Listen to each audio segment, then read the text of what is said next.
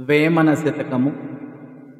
మైలకోక తోడ మాసిన తలతోడ నొడలు మురికి తోడ నుండెనేని అగ్రకులజుడైన నెట్టిట్టు పిలువరు విశ్వదాభిరామ వినురవేమా.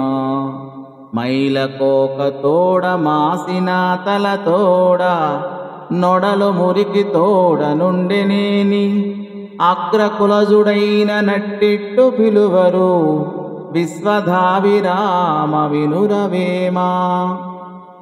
మాసిపోయిన బట్టలతోనూ ఎక్కువగా పెరిగి అసహ్యంగా నుండు జుట్టుతోనూ స్నానము చేయక మురికిగా నుండు దేహముతోనూ కనిపించినచో వాడెంత ఉన్నత వంశములో పుట్టినను మర్యాదస్తులు తమ ఇంటికి పిలిచి గౌరవించరు అని ఈ పద్య భావము.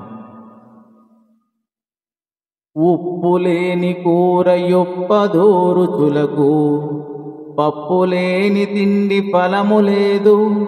అప్పులేని వాడే అధిక సంపన్నుడు విశ్వదాభిరామ వినురవేమా. ఉప్పులేని కూర యొప్పదోరుచులకు పప్పులేని తిండి ఫలము లేదు. అప్పులేని వాడే అధిక సంపన్నుడు విశ్వదాభిరామ వినురవేమా. ఎంత చక్కగా వండిననో ఉప్పు లేకపోయినచో ఆ కూర రుచిగానుండదు. పప్పు లేకుండా ఎన్ని కూరలతో తిన్నను ఆ తిండి ఫలము నీయదు.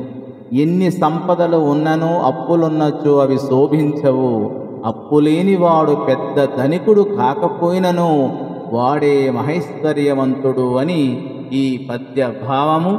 ధన్యవాదములు.